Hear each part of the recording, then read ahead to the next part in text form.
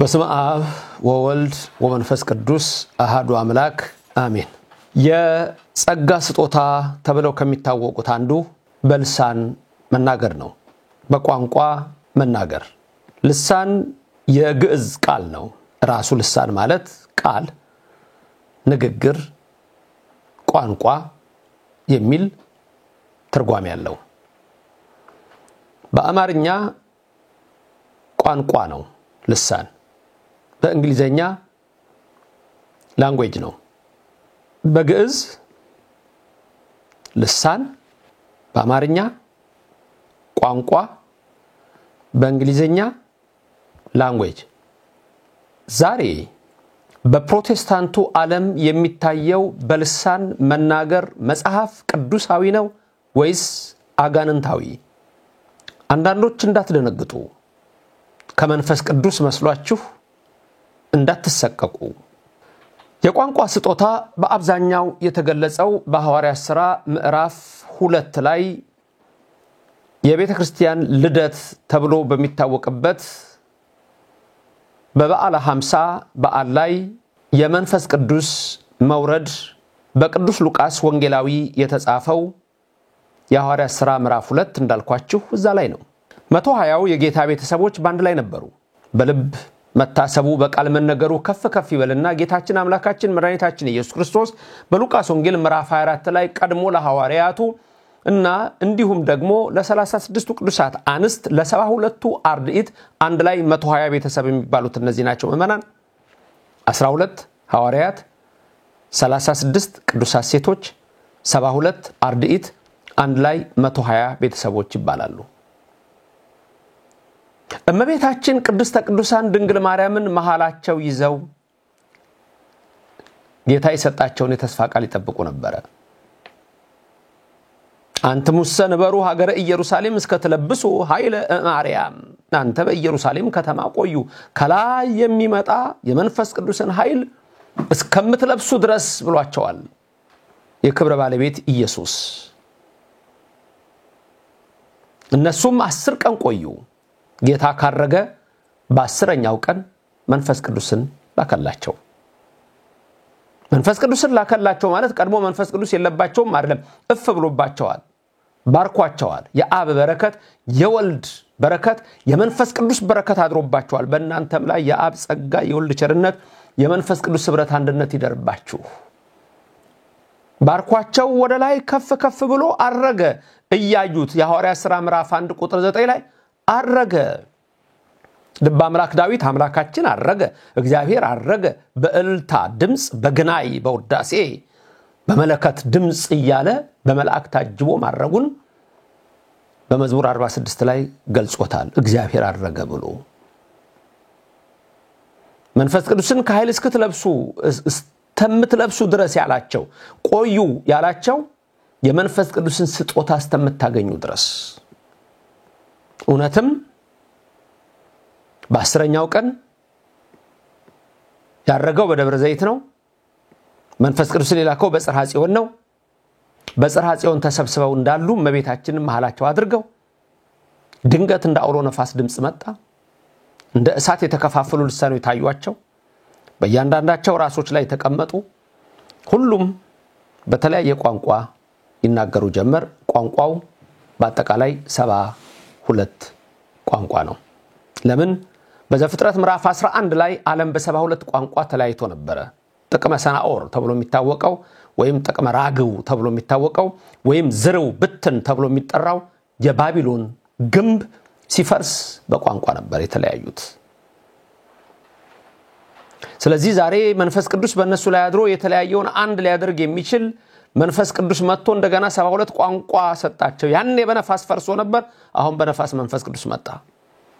ነፋስ ማአት ብቻ የሚያመጣ መስሏቸው የሚያመልኩት ሰዎች ነበሩ። የእግዚአብሔር ፍጥረት መሆኑን ገለጸላቸው። ሁሉም በተለያየ ቋንቋ ተናገሩ። ልሳን የተባለው ይሄ ነው። የሐዋርያት ሥራ ምዕራፍ 2 ላይ ነው። የሚናገሩት ቋንቋ ይሰማ ነበር ወይ? አዎ ይሰማ ነበር። ሁሉም እንደውም የተደነቁት ምን ነበር? የእግዚአብሔርን ቃል በገዛ ቋንቋችን እንሰማለን ብለው ተደንቀው ነበር። የሐዋርያት ሥራ ምዕራፍ 2 ስታነቡ ከተለያየ ስፍራ የመጡ ሰዎች ነበሩ። ከሮሜ የመጡ ሰዎች ነበሩ፣ ከሊቢያ የነበሩ ነበሩ፣ ከኢትዮጵያ የነበሩ ነበሩ፣ ከአረብ ሀገሮች ሁሉ ከተለያየ ስፍራ የነበሩ ነበሩ። እነዚህ ሰዎች በጠቅላላ የእግዚአብሔርን ቃል ሐዋርያቱ ቅዱሳኑ በእነሱ በተወለዱበት ቋንቋ ሲናገሩ ሰሙ። ስለዚህ ተደንቀው ተገርመው ምን አሉ? ቋንቋውን የሰሙት ሰዎች ሐዋርያቱ በአረብኛ ሲናገሩ ወይ በግዕዝ ሲናገሩ ወይ በሮማይስጥ ሲናገሩ ወይም ደግሞ በጽር ሲናገሩ በላቲን በግሪክ ቋንቋ ሲሰብኩ የእግዚአብሔርን ቃል ከግሪክ የነበሩት ይሰማሉ። እንዴ የኛ ቋንቋ እኮ ነው ይላሉ። ከሮሜ የመጡት እንዴ እነዚህ ሰዎች እኮ በላቲን እያስተማሩ ነው፣ በሮማይስጥ እያስተማሩ ነው። ተደነቁ። ከአረብ የሄዱት እንዴ በአረብኛ እየሰማን ነው። ከኢትዮጵያ የሄዱት እንዴ በግዕዝ እየሰማን ነው። ቅዱስ ዮሐንስ አፈወርቅ እና ሌሎችም ሰዎች ጽፈዋል ኢትዮጵያን በዛ እንደነበሩ በጥንት የቤተክርስቲያን ታሪክ መጽሐፍ ላይ ተጽፎ ተመዝግቦ ይገኛል። እና ሁሉም ተደነቁ። ለምን? በገዛ ቋንቋቸው ነበር የእግዚአብሔርን ቃል ይሰሙ የነበረው እንጂ በማይሰማ ቋንቋ አልተናገሩም ሐዋርያት። ልብ በሉ እንግዲህ የቀለዱ ሰዎች አሉ። እነሱ ጌታ ላይ ሲቀልዱ የነበሩት ጸሐፍት ፈሪሳውያን ናቸው። የሚያውቁት ቋንቋ አንድ ነው፣ እሱም ዕብራይስጥ ነው። ከዛ ካለፈ አራማይክ ይነገር ነበር፣ የአራማይክ ቋንቋ ያውቃሉ። ከዛ ባለፈ በተወሰነ ደረጃ ግሪክ የዓለም ቋንቋ ስለነበር በዛ ሰዓት አዲስ ኪዳንም በግሪክ ቋንቋ የተጻፈበት ምክንያት እሱ ስለነበረ በግሪክ ትንሽ የሚያውቁ ሰዎች ይኖራሉ እንጂ አብዛኛው አይሁድ የሚያውቀው ዕብራይስጥ ነው። ስለዚህ እነዚህ ሰዎች ምን እንደሚለፈልፉት አሉ። ምንድነው የሚለፈልፉት? ምንድነው የሚሉት? ሰክረዋል አሉ። ቅዱስ ጴጥሮስ ነው እንደውም እንዴ ምን ነካችሁ? ገና እኮ 3 ሰዓት ነው ከጠዋቱ። በጠዋቱ 3 ሰዓት ይሰክራል እንዴ? ገና እኮ 3 ሰዓት ጠዋት ነው። እንዴት ሰክራችሁ ነው ትሉናላችሁ? እንዴት ጉሽ ጠጥተው ነው ትሉናላችሁ? ይሄ እኮ በኢዩኤል እኮ 2 ቀድሞ የተነገረ እኮ ትንቢት አለ። መንፈስ ቅዱስን እልካለሁ ብሏል እኮ። ወንዶችም ሴቶችም ራእይ ያያሉ፣ ህልም ያልማሉ፣ ትንቢት ይናገራሉ ተብሎ እኮ የተነገረው ትንቢት እኮ የተፈጸመው ዛሬ እኮ ነው ብሎ ቅዱስ ጴጥሮስ ሰበከላቸው። የቅዱስ ጴጥሮስ በረከት ይደርብን፣ የ12 ሐዋርያት በረከት ይደርብን፣ የ36 ቅዱሳት አንስት በረከት ይደርብን፣ የ72 አርድእት በረከት ይደርብን። ከሁሉም በላይ የቅድስተ ቅዱሳን ምልዕተ ክብር ምልዕተ ውዳሴ መዝገበ ጸሎት አቁራሪተ መዓት ሰዓሊተ ምሕረት የመላእክት እህት የነቢያት ትንቢት የሐዋርያት ሞገስ የሰማዕታት እናት የኔና የናንተ አማላጅ ድንግል ማርያም በሐዋርያቱ መካከል እንደነበረች በእናንተም ቤት ትኑርላችሁ። እንግዲህ የመንፈስ ቅዱስ ስጦታ እንዲህ ነው። አሁን ያለው ታዲያ በፕሮቴስታንቱ ዓለም ያለው ምንድነው? እስቲ በ3 መልኮች ላስቀምጥላችሁ መጽሐፍ ቅዱሳዊ እንዳልሆነ። ከዛ 2 አይነት የፕሮቴስታንት አስተሳሰብ እንዳለ በዚህ ጉዳይ ላይም ላስቀምጥላችሁ። የመጀመሪያው አርጊውመንቶች ናቸው።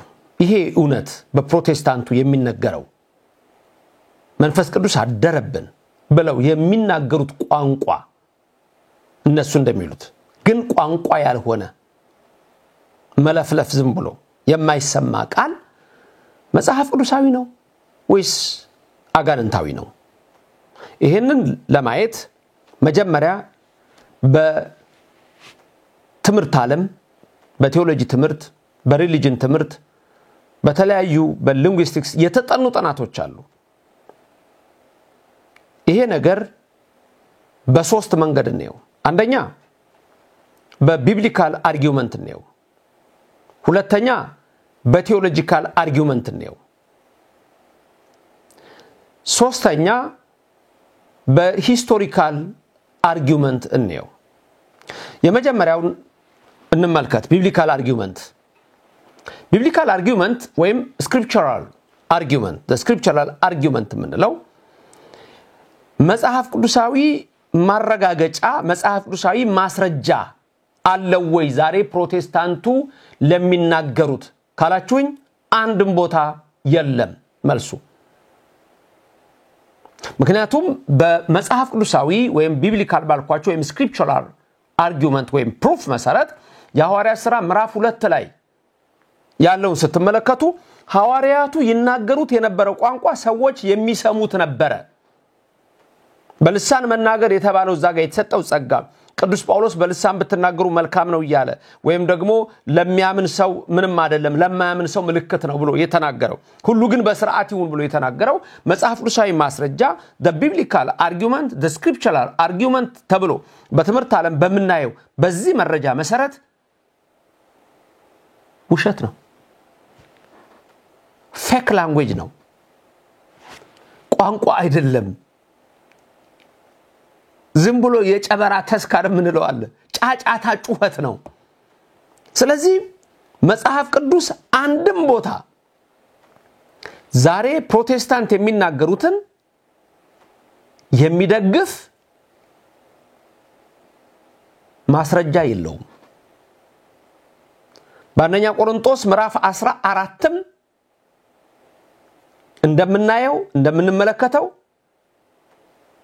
አንድ ሰው በልሳን ከተናገረ ማለት አሁንም ልብ በሉ ልሳን የግዕዝ ቃል ነው ፕሮቴስታንቱ ሳይቀር ልሳን ይላሉ የግዕዝ ቃል መሆኑን ግን አያውቁም በአማርኛ ቋንቋ ነው በእንግሊዝኛ ላንጉዌጅ ነው ላንጉዌጅ እንደማለት ነው በደንብ እንዲገባችሁ ስለፈልግ ነው በልሳን መናገር አንድ ሰው ለማያምን ምልክት ነው ብሎ ብርሃን ዓለም ቅዱስ ጳውሎስ ይናገርና አንድ ሰው ድንገት በልሳን ቢናገር በልሳን ቢያስተምር ቢናገር በቋንቋ ማለት ነው ሌላው ሰው ደግሞ ያንን ቋንቋ ይተርጉመው ይላል ይሄ ነው መጽሐፍ ቅዱሳዊ ማስረጃ this is the biblical argument this is the scriptural proof the protestant ዓለም ዛሬ ግን የሚሉት ምንም አይነት መጽሐፍ ቅዱስ መረጃ የለውም ስለዚህ አንድ ሰው ዕብራይስጥ ነው የሚያወራው ቅዱስ ጴጥሮስ ዕብራይስጥ የሚያወራው ቅዱስ ጴጥሮስ የግሪክ ሰዎች ቢበዙና በግሪክ ቋንቋ ቢያስተምር እዛ ውስጥ ከላቲን የመጡ ሰዎች ይኖራሉ አይገባቸው ስለዚህ ሌላውን ሐዋርያ ወይ በርናባስን ወይ አንዱን ያስነሳና ጴጥሮስ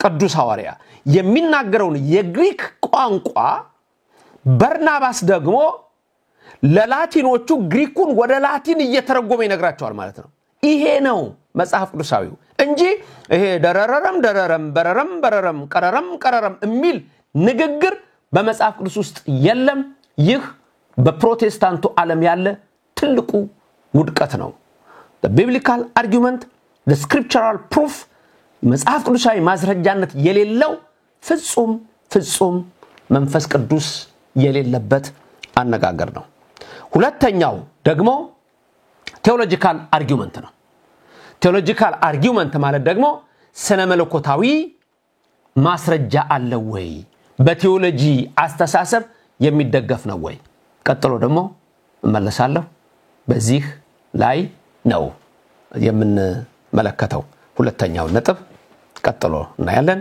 ቴዎሎጂካል አርጊውመንት ወይም ስነ መለኮታዊ ማስረጃ አለ ወይ የፕሮቴስታንቱ ልሳን ወደሚለው እመጣለሁ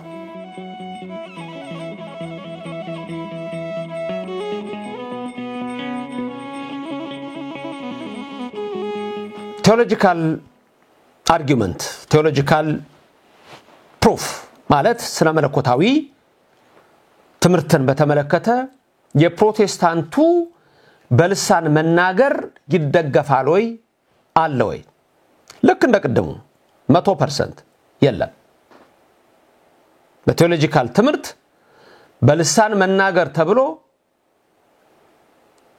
ስለ ልሳን መናገር ጥናት የለም በስነ መለኮት ምርምር በስነ መለኮት ትምርት ምርምር መላችሁ እግዚአብሔር ከየት መጣ ሳይሆን እያንዳንዱን የመጽሐፍ ሚስጥር መመርመር ስለዚህ ቴዎሎጂ ስንል ምን ማለት ነው ቴዎሎጂ ከግሪክ ቃል ጋር ነው የሁለት ቃል ጥምረት ነው ቴኦ ማለት እግዚአብሔር ማለት ነው አምላክ ማለት ነው ቴኦ means god ሎጂ means ወይም ሎጎስ ሎጂክ ከሎጎስ ነው የሚወጣው ራሱ ጥናት እንደማለት ከውስጡ ይወጣል ቃል የሚለውን ትርጉም ይዛል ለማንኛውም ቴዎሎጂ ስንል ቴኦ ወይም ቴዎስ ፕላስ ሎጎስ ቴኦ ፕላስ ሎጂ ነው ቴዎሎጂ the study of god የሚል ይኖረዋል ግን the study about god ነው እንችላለን ስለ እግዚአብሔር ማጥናት ስለ ነገረ መለኮት ማለት ስለ መጽሐፍ ቅዱስ ስለ ብሉይ ስለ ሐዲስ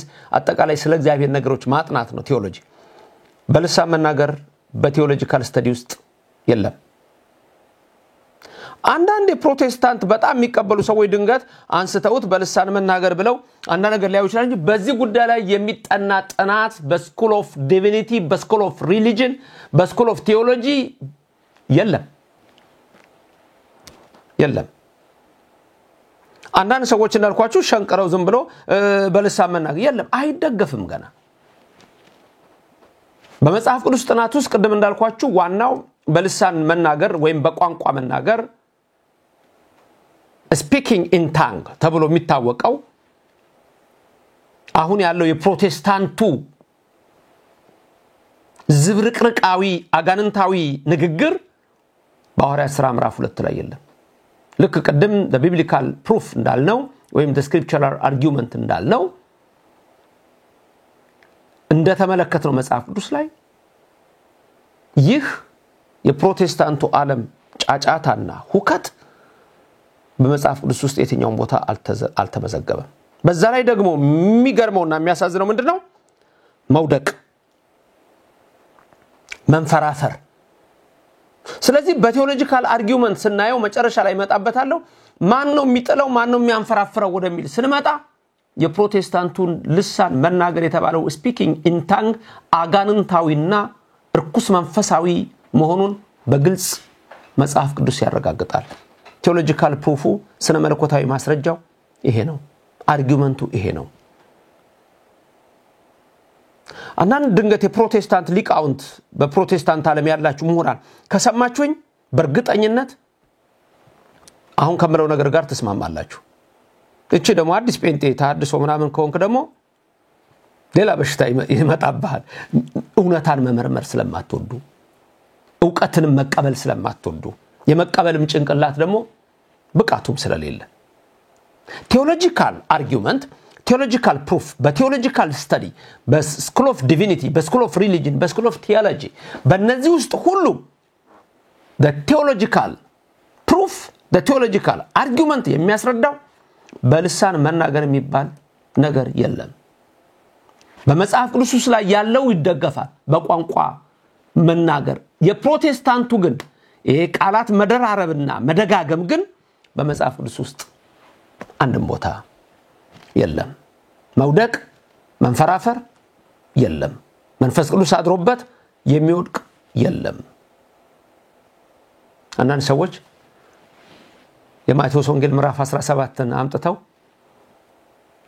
ጌታችን ኢየሱስ ክርስቶስ በልብ መታሰቡ በቃል መነገሩ ከፍ ከፍ ይበልና በደብረ ታቦር ተራራ ላይ ታላቁ ሊቀ ነቢያት ሙሴና ታላቁን ቀናኢ ነቢይ በቴስቢ ዘገለዓድ የነበረውን ኤልያስን አምጥቶ ከምድርም ከ12ቱ ሐዋርያት ጴጥሮስና ያዕቆብ ዮሐንስን ይዟቸው በወጣ ጊዜ ከላይ ድምጽ ሲሰማ ደመና መጥቶ ሲጋርድ ሙሴና ኤልያስ ሲነጋገሩ እነ ቅዱስ ጴጥሮስ ደንግጠው ወድቀዋል ስለዚህ መንፈስ ቅዱስ አድሮባቸው ነው ብለው ትዝ ይለኛል ኢትዮጵያ ውስጥ ነው አንድ መጽሔት ኢትዮጵያ ያለው በመንፈስ ቅዱስ መገንደስ በሚል ርዕስ የተጻፈ ትዝ ይለኛል በመንፈስ ቅዱስ መገንደስ መጋደሙን መውደቁን ይሄ መንፈስ ቅዱስ መመርመር ያስፈልጋል እኛ እናውቀዋለን የፕሮቴስታንት እምነት ተከታዮች በዚህ ሰዓት ካላችሁ ግን እምነግራችሁን ስሙ በስክሪፕቸራል ቢብሊካል አርጊውመንት ፕሩፍ በመጽሐፍ ቅዱሳዊ ማስረጃ በፕሮቴስታንቱ ዓለም ያለው ልሳን አይደገፍም የለም አሁን በማወራው ቴዎሎጂካል አርጊውመንት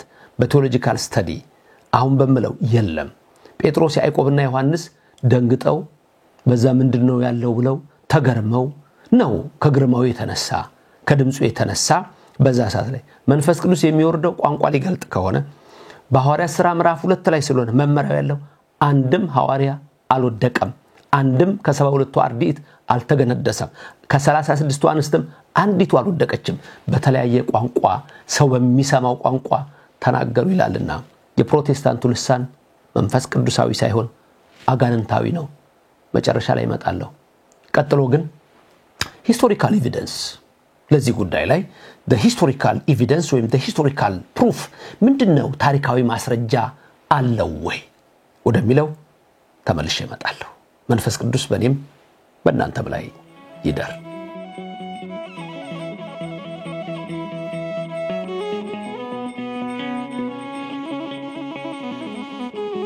ወደ ሶስተኛው ስንመጣ ሶስተኛው the historical proof ወይም the historical argument speaking in tongues ነው በፕሮቴስታንቱ ዓለም ያለው በልሳን መናገር ከታሪካዊ ማስረጃ አኳያ እንዴት ነው ከታሪካዊ ማስረጃ አኳያ በየትኛውም የጥንት ቤተክርስቲያን ታሪክ ላይ የተመዘገበ ታሪክ የለውም በየትኛውም ስፍራ እንደውም ወደ ኋላ ስንሄድ አንደኛ ክፍለ ዘመን ላይ ሶስተኛ ክፍለ ዘመን ላይ ሄና እናገኝ ሰከንድ ሴንቸሪ ወደ early third century ላይ ሞንታነስ የሚባል አንድ ሰው ተነስቷል አግኖስቲሲዝም የሚባል እምነት አለ ወይም ኖስቲሲዝም በእውቀት መዳን ብለው የሚያስቡ በፍልስፍናው ጋር የተዳቀለ የክርስትና እምነትን ይዘው የተነሱ ሰዎች ነበሩ ሞንታነስ የሚባል ሰው ነበረ በዚህ ሰው በመንቀጥቀጥ መንፈስ ቅዱስ ያድርብኛል በሚል በኋላ ራሱን እግዚአብሔር ነኝ እስከሚል ደረጃ የደረሰ ሰው ነው መንፈስ ቅዱስ ነኝ ያለ እግዚአብሔር ነኝ ያለ እና በሱ ዘመን እንደዚህ አጋንንት ያደረባቸው ከራሱ ከሞንታነስ ጀምሮ የሚንቀጠቀጡ ሰዎች እግዚአብሔር ነኝ እስከሚል ደረጃ ደርሶ መንፈስ ቅዱስ ነው ነኝ እስከሚል ራሱን የደረሰ ጠንቋይ ነበር የአግኖስቲክ እምነት ጥንቁልናን የሚቀላቀላል አሁን ዛሬ ኒው ኤጅ ሙቭመንት የሚባሉ የጥንቁልና አሰራሮች እንደሚቀላቀሉ የኮከብ ቆጠራዎች እንደሚቀላቀሉ ያ ነበርና የሂስቶሪካል ፕሩፉን ስናይ ሞንታነስን እናገኘዋለን early third century ላይ ሌላው ይሄ አሁን ግን በፕሮቴስታንቱ ዓለም ያለው እንደውም የሞንታነስን የሚከተል አይደለም ሞንታነስ እንደውም አያቁትም በእርግጠኝነት አያቁትም አሁን እኔ ስለሚሰሙ ድንገትም ሊኖሩ ይችላል የነሱ የሚያቁት የግላሶላሊያ ነው ግላሶላሊያ የግሪክ ቃል ነው ግላሶላሊያ ማለት ድምጽ ቋንቋ የሚመስል ድምጽ ማለት ነው ባጭሩ በዚህ አይነት አገላጽ በግላሶላሊያ በሚለው መቼ ነው የጀመረው መሰላችሁ ቀኑም ምኑም የተመዘገበ ነው ኤፕሪል 9 1906 ነው 1906 ካሊፎርኒያ እንደውም የሚገርማችሁ ሙዚየም ነው ይሄ መንፈስ ቅዱስ ወርደብናል ብለው መጀመሪያ የተንቀጠቀጡ ማለት ነው የምድር መንቀጥቀጥ አገሪቱን አጋጥሞ ነበር እሳት ነበር አሁን ብዙ ሰዎች እንደውም እንደሚሉት ፋየር ነው የሚሉት ቤት ተቃጥሎ ነው እኮ አረ እሳት እንደሚባለው እንደ ሰፈር ማለት ነው ከዛ አይነት ነው የጀመረው ካሊፎርኒያ ብትሄዱ አድራሻው ሁሉ አለ ያ ቤት የስፒኪንግ ኢንታንግ የጀመረበት ተብሎ የሚታወቀው ማለት ነው የባኒ ብሬ ሙዚየም ተብሎ ነው የሚታወቀው ራሱ የባኒ ብሬ ሃውስ ሙዚየም ይባላል ካሊፎርኒያ ውስጥ ነው ሂስቶሪካል ፕሩፉ ይሄ ነው ከምድር መንቀጥቀጡ ጋር ከእሳቱ ጋር ከመናዱ ጋር ዋይ ያለ ሰው ተጨንቆ ይጮህታል ያንን ነው የመንፈስ ቅዱስ ስጦታ ብለው ፕሮቴስታንት አሁን የሚቀበሉት ያንን ነው የሚሉት በተለይ ኤጲስኮፓል ቸርች እና ይሄ ሙዚየም አድራሻው 216 ኖርዝ ባኒ ብሬ ስትሪት ላይ ሎስ አንጀለስ ካሊፎርኒያ የሚገኝ ነው ቤቱ ሂስቶሪካል ነገሩ ይሄንን የሚመስል ነው እንጂ በብሉይ ማስረጃ የለውም በብሉይ ኪዳን በአዲስ ኪዳን ማስረጃ የለውም በአበው ጽሁፍ early literature ውስጥ ማስረጃ የለውም 1906 ሎስ አንጀለስ ሌላ የለውም ስለዚህ በሐዋርያት ሥራ ምዕራፍ 2 ላይ ያለው ሐዋርያት በልሳን ተናገሩ ማለት በቋንቋ ተናገሩ ሰው በሚገባው ቋንቋ ነው እንጂ ተናገሩት ይሄ ምንም አይነት ታሪካዊ ማስረጃ የሌለው በፕሮቴስታንቱ ዓለም ያለ ትልቅ እብደት ነው ትልቅ ደዌ ነው ትልቅ በሽታ ነው አጋንንታዊ ነው መጽሐፍ ቅዱሳዊ አይደለም በየትኛውም ቦታ ላይ ማስረጃ አናገኝለትም አንደኛ ቢብሊካል ፕሩፍ የለውም ሁለተኛ ቴዎሎጂካል አርጉመንት ፕሩፍ ስናይ ምንም ማረጋገጫ የለውም ሶስተኛ ሂስቶሪካል አርጉመንት ታሪካዊ ማረጋገጫ ስናይ በፕሮቴስታንቱ ዓለም ያለው መንፈስ ቅዱስ አድሮብኝ ተብሎ የመንተባተብና የማይሰማ ነገሮችን መናገር በመጽሐፍ ቅዱስ በስነ መለኮት በታሪካዊ ማስረጃ ፈጽሞ የሌለ የማይታወቅ በ1906 ኤፕሪል 9 ሎስ አንጀለስ ላይ የተፈጠረ የፕሮቴስታንቱ ዓለም መንፈስ ቅዱስን የሚሰድብበት ትልቁ ድፍረት ነው። መንፈስ ቅዱስን የሚሰድብ እንጂ መንፈስ ቅዱስን የሚያከብር አይደለም። መንፈስ ቅዱስ የሁከት አምላክ አይደለም። መንፈስ ቅዱስ ዝም ብሎ የማይሰማ ነገር የሚናገር አይደለም። አንዳንዶቹ ከእግዚአብሔር ጋር ማውራበት ነው ይላሉ። ከእግዚአብሔር ጋር መታወራበት የራስ ቋንቋ መቻነሰና ነው። የማይሰማ ቋንቋ የሌለ ቋንቋ ምድር ላይ ከየት የመጣ ነው? ቋንቋ እኮ በነገራችን ላይ አንድ ቋንቋ ባለቤት አለው፣ ስም አለው፣ ግስ አለው፣ ቨርብ አለው ማለት ነው። ሰብጀክት አለ፣ ቨርብ አለ፣ ከዛ ደግሞ ማሰሪያ አለው፣ ኦብጀክት አለው። አንድ ቋንቋ ሰብጀክት ፕላስ ቨርብ ፕላስ ኦብጀክት ነው። ቋንቋ የንግግር ዘይቤ ያለው ስፒች ንግግር ዳይሬክት ስፒች ተብለው የቋንቋ ስልቶች አሉ። በአማርኛ ቋንቋ ቢሆን በትግርኛ ቋንቋ ቢሆን በኦሮምኛ ቋንቋ ቢሆን በጉራጌኛ ቢሆን በሶማሌኛ በአፋርኛ በአረብኛ በዕብራይስጥ በግሪክ በሮማይስጥ ላቲን በእንግሊዝ በየትኛውም ቋንቋ ውስጥ ቋንቋ ህግ አለው። ሰብጀክት አለ፣ ባለቤት አለ፣ ቨርብ አለ፣ ግስ አለ፣ ኦብጀክት አለ፣ የሚያስር አንቀጽ አለ፣ ግስ። እነዚህ ናቸው ቋንቋ የሚባሉት። ይሄንን ያለያዘ ቋንቋ ሰብጀክት ፕላስ ቨርብ አግሪመንት የሌለው ቋንቋ አይደለም። በቋንቋ ህግ መሰረት ሰብጀክት ፕላስ ቨርብ ፕላስ ኦብጀክት አግሪመንት ያስፈልጋል። አግሪመንቱ ደግሞ ምንድነው? ራሱ አንድ ቋንቋ ስሙ ድንገት ነጠላ ከሆነ ግሱም ነጠላ ነው። አለቀ በቃ። እንደዚህ ነው። ለምሳሌ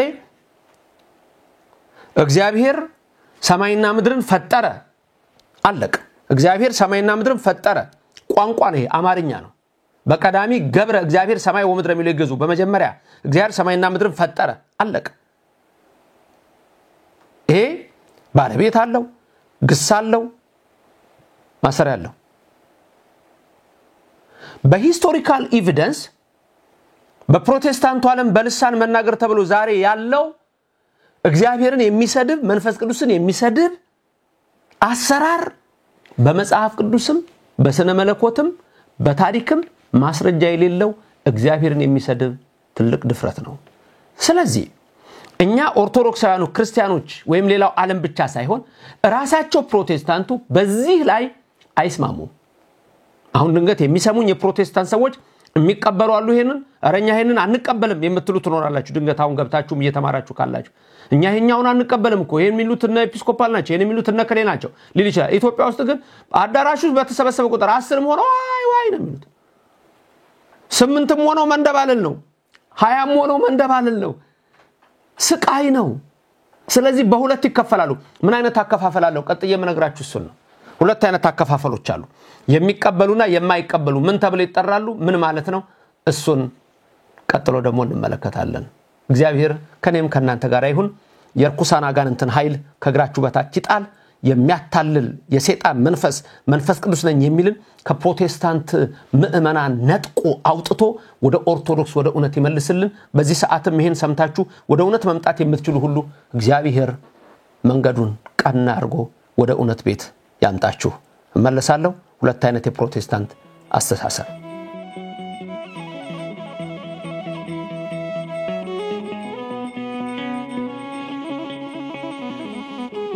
ሁለት አይነት የፕሮቴስታንት አመለካከት በልሳን መናገር ላይ ስፒኪንግ ኢን ታንግስ ሁለት አይነት አነጋገሮች አሉ። መጀመሪያ ራሱ በነገራችን ላይ ታንግ ስንልኮ ምላስ ነው፣ ግን ቋንቋ ማለት ነው። ለምሳሌ ማዘር ታንግ ብንል ማዘር ላንጉዌጅ ነው፣ አለቀ። ቋንቋ ማለት ነው። ታንግም ስንል ግን ስፒኪንግ ኢን ታንግ ማለት ግን ወደዚህኛ ወደ ፕሮቴስታንቱ ዓለም ስንመጣ ዝም ብሎ መጮህ ነው። ግን አያቁትም። ሲጮሁ እነሱ ያውቁታል ወይ እዛ ላይ ይሰማቸዋል አንዳንዱ አውቆ ተለማምዶ የሚመጣ ሰው አለ ሁለት አይነት የፕሮቴስታንት አሳሰቦች አሉ እነዚህ የመጀመሪያዎቹ ግሎሳላሊስት ተብለው ይታወቃሉ ቀደም እንደገለጽኩላችሁ ግሎሳላሊያ የግሪክ ቃል በዚህ በልሳን መናገር ላይ ያለ አስተሳሰብ ነው ስለዚህ ግሎሳላሊስትስ የሚባሉት ምን እንደሚሉት የመንፈስ ቅዱስ ካሪዝማቲክ በቃ ስጦታው ነው በኃይል የተሞላ ሙሉ የሆነ በመንፈስ ቅዱስ ከዛ የሚመጣ የኃይል ስጦታ ነው ብለው ግሎሳላሊስትስ የተባሉት ይሄንን ያምናሉ የሁለተኞቹ ደግሞ ይሄንን የሚቃወሙ ናቸው በራሳቸው ፕሮቴስታንቶች ናቸው ይሄንን ሐሳብ ይቃወማሉ እነዚህ ደግሞ ምን እንደሚባሉት ሲሼኒስትስ ይባላሉ እነዚህ ደግሞ ምንድነው አስተሳሰባቸው የፕሮቴስታንት ክፍሎች ናቸው እነዚህ ሰዎች መንፈስ ቅዱስ የጸጋ ስጦታ አንዱ ቋንቋ ተሰጥቷል በልሳኖች መናገር ለተወሰነ ጊዜ ለቤተክርስቲያን የተሰጠ ስጦታ ነው አንድ የተሰጥቶ አብቅቷል ካሁን በኋላ አይሰጥም ከስሙ ሲሼኒስትስ የሚለው ማቆም ነው ቴምፖራል ነው ጊዜያዊ ነው የሚል ነው ስለዚህ ካሁን በኋላ አይሰጥምና አርፋችሁ ተቀመጡ ብለው እርስ በርሳቸው ሁለት ይከፈላሉ ፕሮቴስታንት ማለት ነው በልሳን መናገር ዛሬም ድረስ አለ ብለው የሚያስቡ ሰዎች አሉ ግሎሳላሊስትስ ተብለው ይጠራሉ ቀደም ግሎሳላሊያ እንደውም ደጋግሞ ግሎሳላሊያ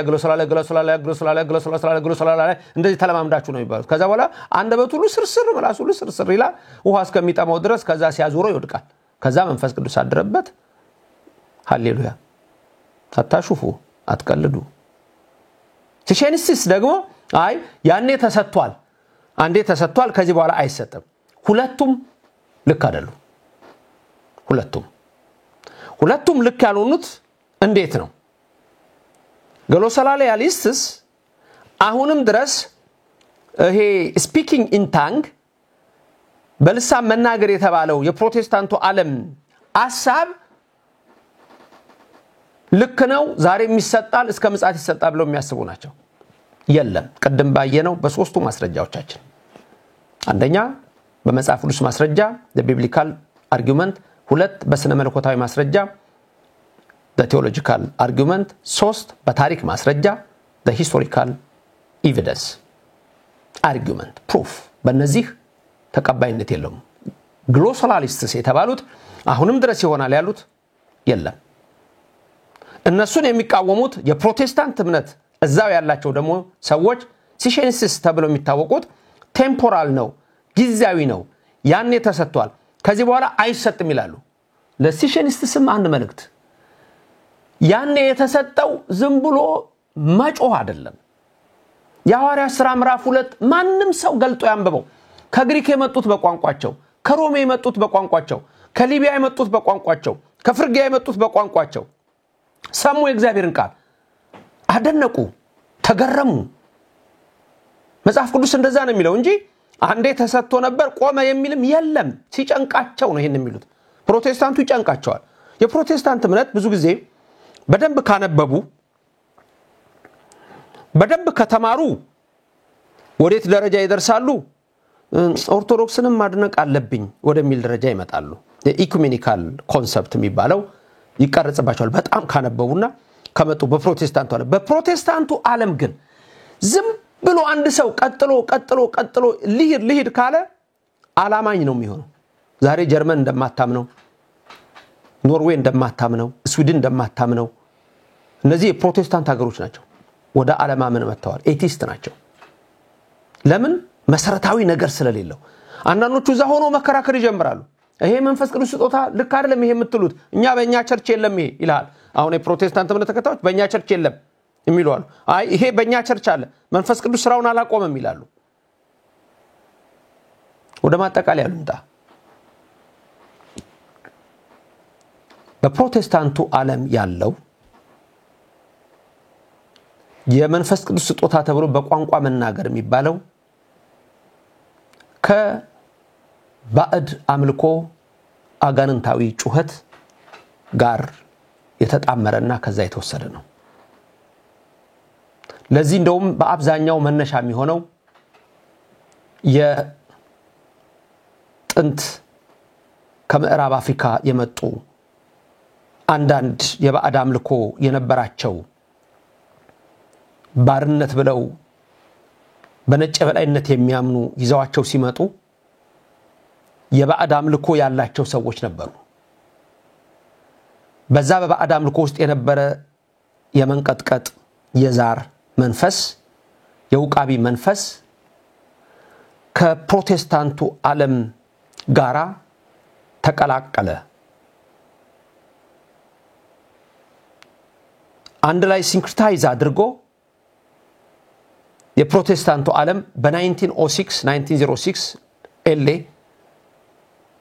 ይሄ መንፈስ ሲጀምር ከዛኛው የባዕድ አምልኮ ጋር የተጣመረ አጋንንታዊ ጩኸት ሆኖ በፕሮቴስታንቱ ዓለም ዛሬ ድረስ ይሰራል። ይሄንን በደንብ የተረዳሁት በሃዋርድ ዩኒቨርሲቲ ስሌቭ ሪሊጅን የሚባል ጥናት ስናጠና ዶክተር ራቢቱ በጣም የታወቀ አሜሪካ ውስጥ የታወቀ ጸሐፊ ነው። ይሄንን ነገር በደንብ አድርጎ ያጠናው እሱ ነው። የባዕድ አምልኮ የጥንቱን አጠና፣ የፕሮቴስታንቱን ልሳን አረፈብን የሚሉትን በጠቅላላ ተናገረ፣ መረመረ፣ መጽሐፍም ላይ አስቀምጦታል። አጥንትህ ውስጥ እሳት አለ በሚል ይሄ ከየት ነው የመጣው አለ? ከባዕድ አምልኮ ስርዓት ነው አለ። ስለዚህ በፕሮቴስታንቱ ዓለም ያለው በልሳን መናገር ሙሉ በሙሉ አጋንንታዊ ነው። መጽሐፍ ቅዱስ አይደግፈውም፣ ታሪክ አይደግፈውም፣ እውነት አይደግፈውም። ቅድም ብያቸዋለሁ። ቢብሊካል አርጊውመንት ማስረጃ የለውም። ቴዎሎጂካል አርጊውመንት ማረጋገጫ የለውም። ሂስቶሪካል አርጊውመንት ምንም አይነት ኤቪደንስና ምስክርነት የለውም። ያለው እንደነገርኳችሁ ሞንታነስ ዓለም ላይ የታወቀ መናፍቅ የተባለው የክደት ሰው ጠንቋይ፣ ሁለት ደግሞ 1906 የምድር መንቀጥቀጥ ላይ መጣ። ሌላው ግን በጥናት የተረጋገጠው አሁን ያልኳችሁ ከባዕድ አምልኮ ጋር የተገናኘ ነው። እስቲ ምልክቱን ይዩት። ማጠቃለያ ጌታችን አምላካችን መድኃኒታችን ኢየሱስ ክርስቶስ በልብ መታሰቡ በቃል መነገሩ ከፍ ከፍ ይበልና አጋንንት ያደረባቸው ሰዎች ወደ ጌታ ሲመጡ ምን ነበር የሚያረጋቸው? በማርቆስ ወንጌልስ የተጻፈው ምዕራፍ 9 ላይ ያለው የዛ ሰው ታሪክ በተለይ እሱን የጠቀስኩላችሁ ደቀ መዛሙርቱ ሁሉ ማዳን ያልቻሉት ለጊዜው ማስወጣት ያልቻሉት አንድ ርኩስ መንፈስ ነበር። ዝንቱ ዘመድ ይወጽ ዘንበለ ጾም ወጸሎት ያለው ጌታ እንዲህ አይነቱ ወገን ይሄ ከልጅነት ጀምሮ የተዛመደ ጋኔን በጾምና በጸሎት ብዛት ይወጣል ያለው እንደውም ጾምን ቆርጠው ጥለውታል። እንግሊዘኛ መጽሐፎች ላይ በፕሮቴስታንቱ ዓለም ከኪንግ ጄምስ ቨርዥን እና ካናኖች በስተቀር የለም። ጾምን ቆርጠው ተውታል። only by prayer ብለዋል። only by prayer and fasting የሚለውን ፋስቲንግን ቆርጠው only by prayer ብለዋል። የሚያሳዝን ርኩሰት የመላው አሰራር ነው። ጾምን ስለማይፈልጉ ጾም ገደል ነው የሚሆንባቸው። አሁን ብዙ ጊዜ ገድል የሚባል ነገር፣ ጾም የሚባል ነገር፣ ስግደት የሚባል ነገር አይስማማቸው። አለርጂክ ነው ለነሱ። ለምን? ለዲያብሎስ አለርጂክ ነው። ጾም አይወድም፣ ስግደት አይወድም ሰይጣን። ስለዚህ ያንን መንገድ ተከትሎ ሄደ። ታዲያ የሐዋርያት ሥራ ምዕራፍ 9 የማርቆስ ወንጌል ምዕራፍ 9 ላይ ስትመለከቱት ወደ ደቀ መዛሙርቱ አመጣው፣ ልጁን አላዳኑትም፣ ወደ ጌታ አመጣው። ከዛ ምንድነው ያለው? ይጥለዋል፣ ያንፈራግጠዋል፣ ያስጮኸዋል፣ ድርቅ ያረጋዋል። እባክህ ልጄ ማርልኝ አለ። የገባው እንደዚህ ነው። ዛሬ ለእናንተ በተለይ በፕሮቴስታንት ዓለም ላሉት ወላጆች እንዲህ አይነት ጥሩ ወላጆች ቢኖሩ እስር አድርገው ወደ ቤተ እግዚአብሔር ወስደው ጸበል ማስጠመቅ ነበር። ጥሩ ወላጅ ቢኖር ነገሩ ወላጅም ማሰሙም። ልጁ ግን አባቱን እሺ ብሎ የመጣ ነው ሊፈወስ ሊድን። ጌታ ጋር መጣ። ቢቻልህ ልጄን አድንልኝ አለ። ቢቻልህ ትላለህ አለው። ለሚያምን ሁሉ ይቻላል እኮ ሲለው ጌታ ሆይ አለማመኔን እርዳው አለው። ወደቀ ልጁ፣ አንፈራፈረው። አንፈራገጠው አረፋ ደፈቀ ድርቅ አለ ሰዎቹ ሞተ እስከሚሉ ድረስ ይሄ አይደለም አሁን የሚደረገው በልሳን መናገር የተባለው ይሄ አይደለም በማይሰማ ቋንቋ ልጅ እኮ ይጮሃል ይለፈልፋል አጋንንት ሲያድርባቸው ሰዎች እኮ የማይጮሁት ነገር የለም በመጨረሻ ግን ጌታ ገሰጸው ውጣ አለው ልጁ ቆመ ደህና ሆነ ወገኖቼ አጋንንታዊ ነው ያልኳችሁ አንድ ምሁራን ያጠኑት ዓለማዊ ነገር ነው የጠቀስኩላችሁ በጥናት ተረጋግጧል ከባዕድ አምልኮ የመጣ ነው ሁለት ከመጽሐፍ ቅዱስ እይታ አኳያ ስናየው ደግሞ እንዲህ የሚያደርግ መንፈስ ርኩስ መንፈስ እንጂ ቅዱስ መንፈስ አይደለም ይሄን ትምህርት ሰምታችሁ ካላችሁበት ርኩሰት ከተያዛችሁበት አጋንንታዊ እስራት ከርኩስ መንፈሳዊ አሰራር ከባዕድ አምልኮ ቁሸት የምትወጡትን እግዚአብሔር አጥቦ ሊቀበላችሁ የታመነ ነው መንፈስ ቅዱስ ቋንቋ ይገልጣል አዎ ቋንቋው ግን የሚሰማ ሰዎች የሚያውቁት ነው አንዱ ሰው እንኳን ባያቀው ሌላው ይተረጎመዋል የሚተረጎም ቋንቋ ነው ቋንቋ ማለት ሰው ሊሰማው የሚችል ነገር ነው እንጂ ተራ ጩኸት አይደለም አጋንንታዊ ጩኸት የማይሰማ ቃል የታሰረ ንግግር ይሄ ሁሉ ከርኩሳን አጋንንት የመነጨ ነው በእምነት ጸንታችሁ በእውነት ትድኑ ዘንድ ወደ እውነተኛይቱ ወደ አንዲቱ ቤተክርስቲያን ተመጡ ዘንድ መንፈስ ቅዱስ ያዛል መንፈስ ቅዱስን የሰደበ ኃጢአቱ አይሰረይለትም ይላልና በመንፈስ ቅዱስ ላይ አትቀልዱ አትዘብቱ ካላችሁበት ጥፋት ወጣችሁ ወደ እውነት ነው አነሳስቶ ላስጀመረን አስጀምሮ ላስፈጸመን ኃያሉ አምላክ ክብርና ምስጋና ይግባው